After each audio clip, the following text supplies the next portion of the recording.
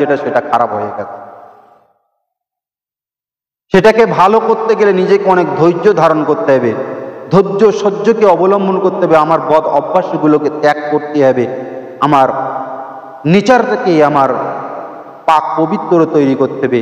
এরকম নাপাকি আমার অন্তর রাখলে হবে। এই জায়গা থেকে আর একটু আমরা আগে যাই, আর একটু উপরের দিকে যাই। বাচ্চাদের এখন আপনি ভালো কথা বলবেন, তারা তাদের অতি রাগান্বিত হয়, কেননা এখন তারা নিজেরা নিজেদের মতন করে সাজিয়ে নিতে।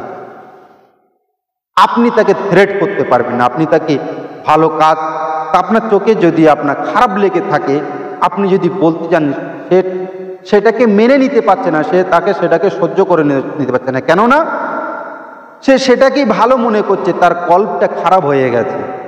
ওই জন্য আপনার কথা আপনি দেখছেন সমাজে এরকম হচ্ছে, আপনি বারণও করতে পারছেন না। একজন মেয়ে একজন ছেলে একই সাথে হৈ হৈ করে, এমন করে দলাদলি ঘষাঘষি, এমন করে মানে কোস্তাকুস্তি হচ্ছে, আপনি দেখলে বলবেন এ কি, এ কোন জামানা, এ কোন যুগ।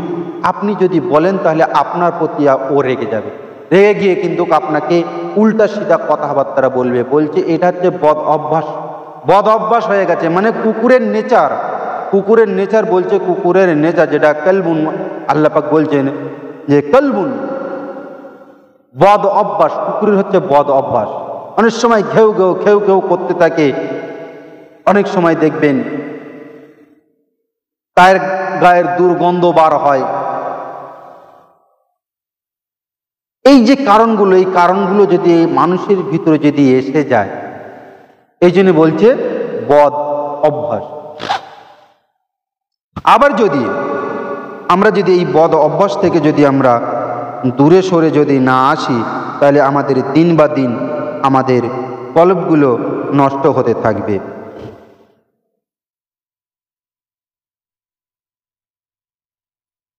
আর আমি একটা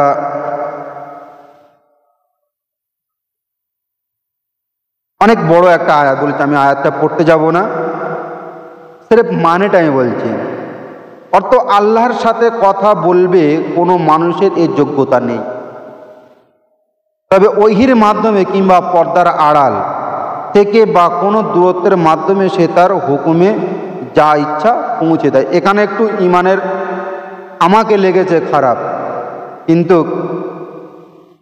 কেন, যেহেতু এখানে একটা কথা বলেছে আল্লাহর সাথে কথা বলবে কোনো মানুষ, এই যোগ্যতাই নেই, তবে ওহির মাধ্যমে কিংবা পর্দার আর ওহি সেরেফ একমাত্র, এই ওহির কথাটা বলার কারণে আমি বলছি, ওহি সেরেফ একমাত্র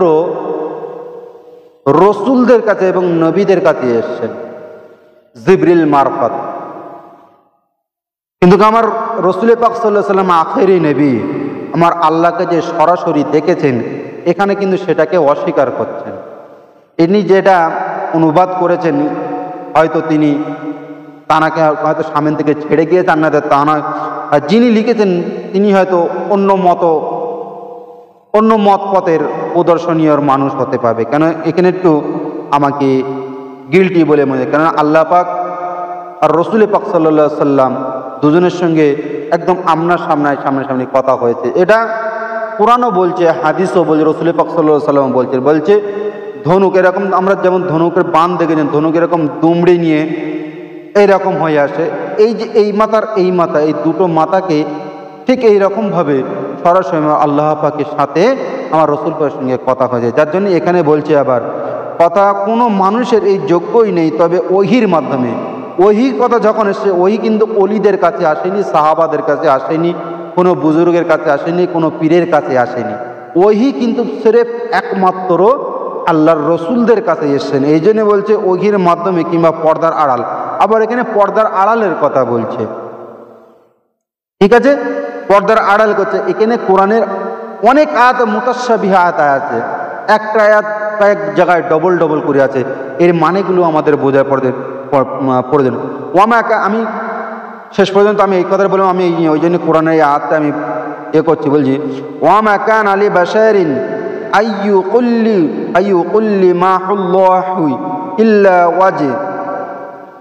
ওয়াহিয়ান আও মিন ওয়ারাই হিজাবিন আও ইউরসিলু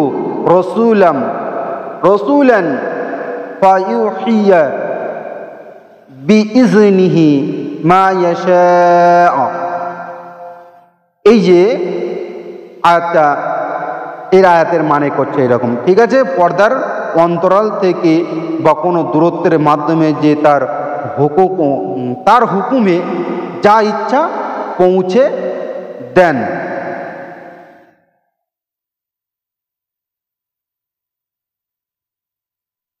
আসুন, পৌঁছে দেবে। এই জন্য আমাদের ঈমানকেও বাঁচাতে হবে সাথে সাথে, না হলে আমরা আমাদের যে পরিস্থিতি সেটাকে আমরা হারিয়ে ফেলব। এই জন্য বলছি,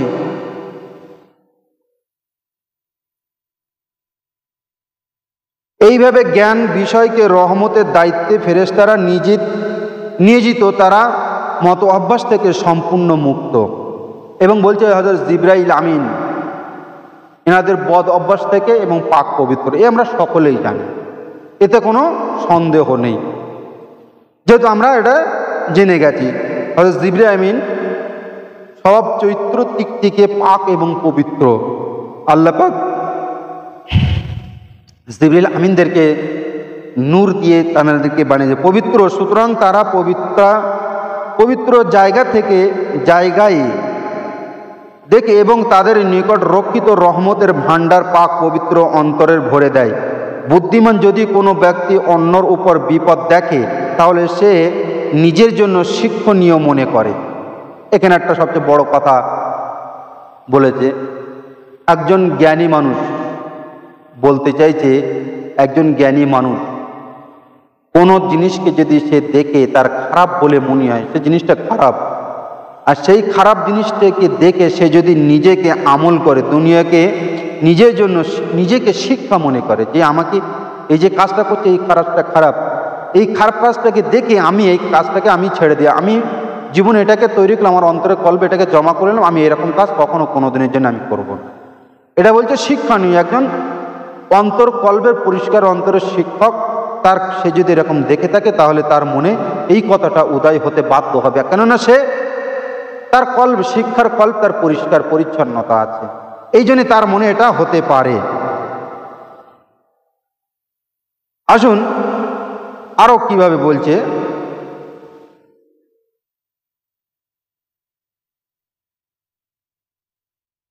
সে নিজে বিপদের লক্ষ্যস্থল হতে পারে বলে মনে করে, কেননা দুনিয়াতে পরিবর্তন হতেই থাকে, সুতরাং অন্যর হাল দেখে নিজের অবস্থা খেয়াল করা এবং দুনিয়ার সম্পর্কে চিন্তা করা একটি শ্রেষ্ঠতম শিক্ষা। এখন আসছি এখানে, ছাত্রছাত্রীরা শিখেছে, শেখার পরে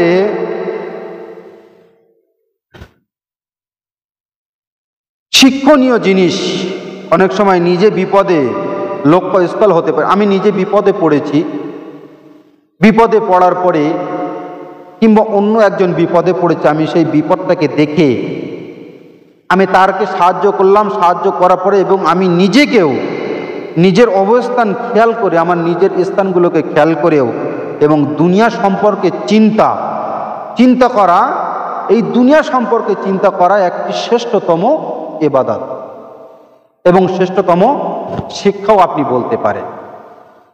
শ্রেষ্ঠতম শিক্ষা কেমন? এই যে দুনিয়াতে যা ঘটছে, আপনি কিন্তু জানেন যে কাজটা যেটা করছে এই কাজটা অন্যায় করছে, আপনি এই কাজটাকে দেখে যদি আপনি এর থেকে আমল করেন, এর থেকে যদি শেখেন যে আমি এরকম করব না, বলতে দুনিয়াতে সর্বশ্রেষ্ঠতম শিক্ষা সে অর্জন করল।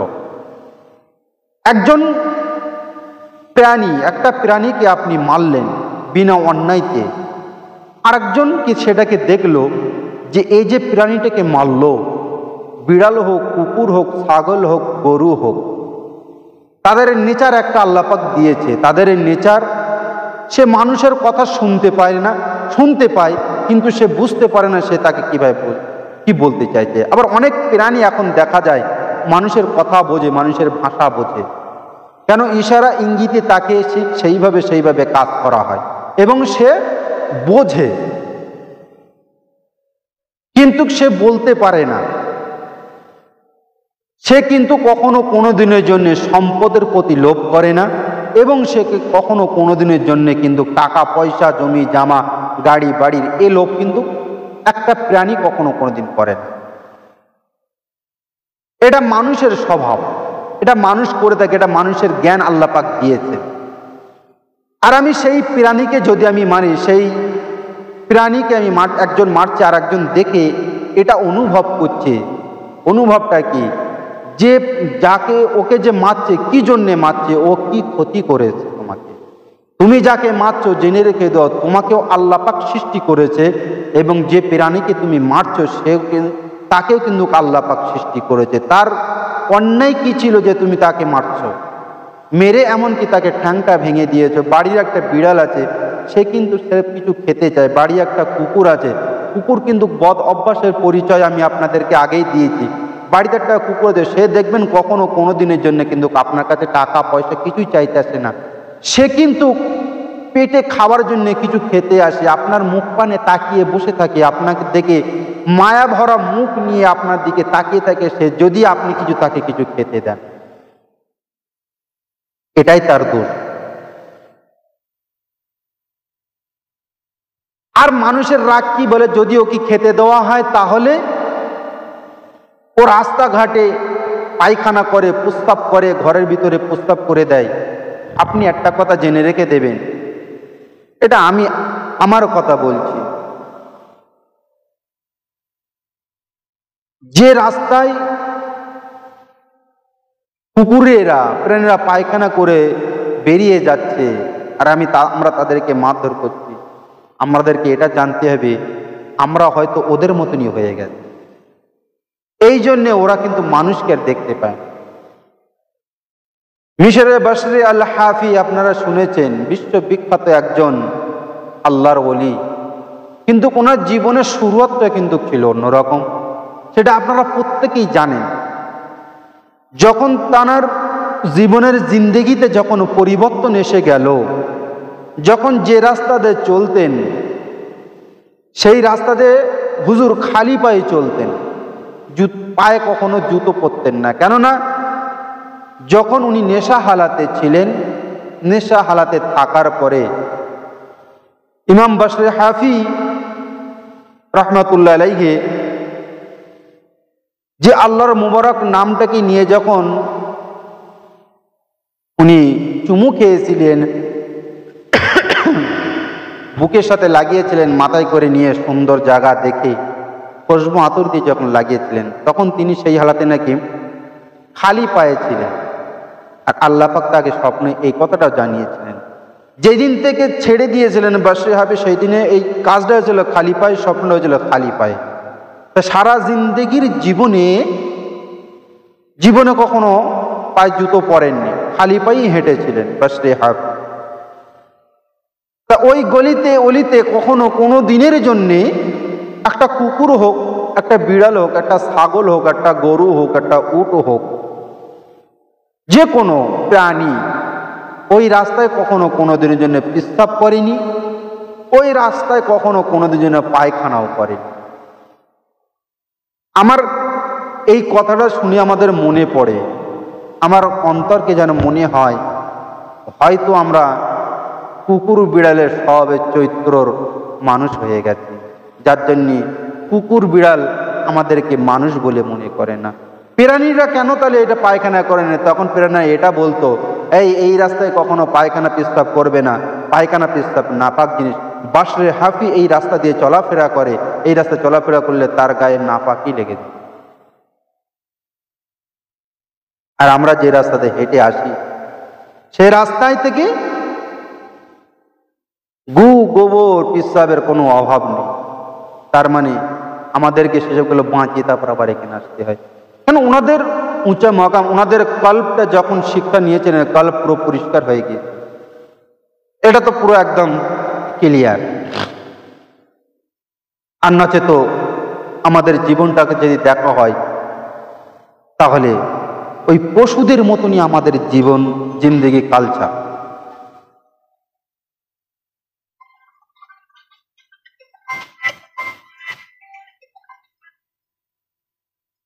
জিন্দেগিটা ঠিক এইরকমই কালচার। কেননা আমাদের স্বভাব চরিত্র দেখলে মনে হয় না যে আমরা একটা মানুষ। একটা মানুষ এরকম কিভাবে হতে পারে?